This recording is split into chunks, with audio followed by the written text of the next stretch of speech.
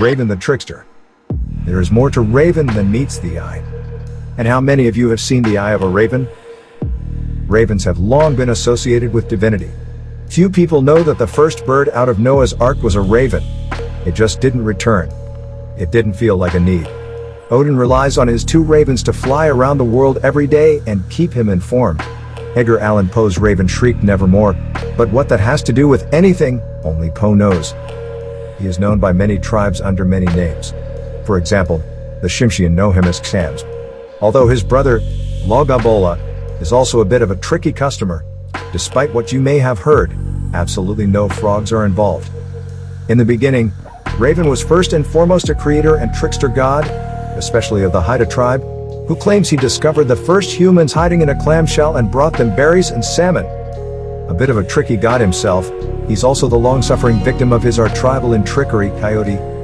Stories about Raven abound. Check out Xams for a tale handed down by the Tsimshian tribe, but there's plenty more. Remind us to tell you the story about Raven and Coyote. It's a corker. In northern Northwest Coast mythology, Raven is a powerful figure who transforms the world. Stories tell how Raven created the land, released the people from the cockle shell, and brought the fire. Raven stole the light and brought it out to light up the world. Raven, on the other hand, is a trickster, often selfish, hungry, and mischievous. He changes the world only by cleverly deceiving others in his never-ending quest for food. In Northwest Coast art, ravens symbolize the many adventures of Raven in the early days of the world. Those who know the stories cannot help but be reminded of the trickster whenever they see a raven. Myths explain the natural world, describe the origin of a clan, or tell how the clan acquired the rights to perform a particular ceremony. This excerpt is from a Raven story published by Haida artist Bill Reed in 1984.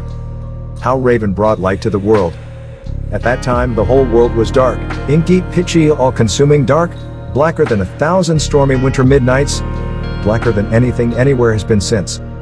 The reason for all this blackness has to do with the old man in the house by the river, who had a box that contained a box, which contained a box, which contained an infinite number of boxes, each nestled in a box slightly larger than itself until finally there was a box so small that all it could contain was all the light in the universe.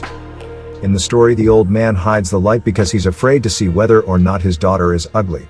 In a ploy to steal the light, Raven shrinks himself to become a hemlock needle in a basket of drinking water so that the daughter swallows him.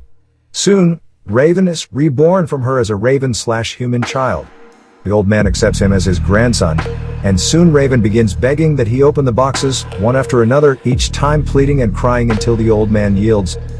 When the old man finally opens the box containing the light, Raven grabs it and flies out of the house, causing light to spread throughout the world and revealing that the old man's daughter is as beautiful as the fronds of a hemlock tree.